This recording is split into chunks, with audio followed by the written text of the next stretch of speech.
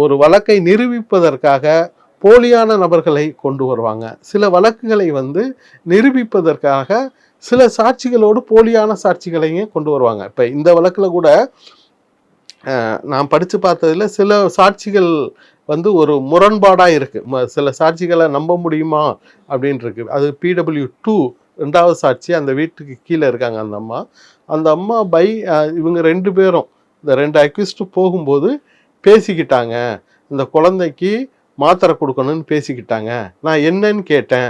இல்லை முடியாமல் இருந்துச்சு, அதுக்காக மாத்திரை கொடுக்கணும்னு சொன்னாங்க குழந்தைக்கு முடியும். அப்போ இவங்க பேசுகிற அளவுக்கு அவங்க நடந்துக்கிட்டாங்கன்றது மாதிரி ஒரு சாட்சியை இவங்க பின்னால் காவல்துறை உருவாக்கியிருக்கு. அதே மாதிரி நீங்கள் மருந்து கடைகளில் மருந்து வாங்கினதா ஒரு சாட்சியை PW4 கொண்டு வராங்க.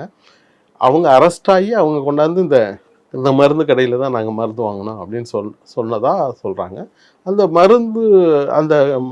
மருந்து கடை உரிமையாளர் அந்த மருந்து கொடுத்ததுக்கு ஒரு கார்பன் காப்பி பில் கொடுத்ததா சொல்கிறாரு. அந்த பில்லை வச்சு தான் ஒரு சாட்சியாக வருவாங்க.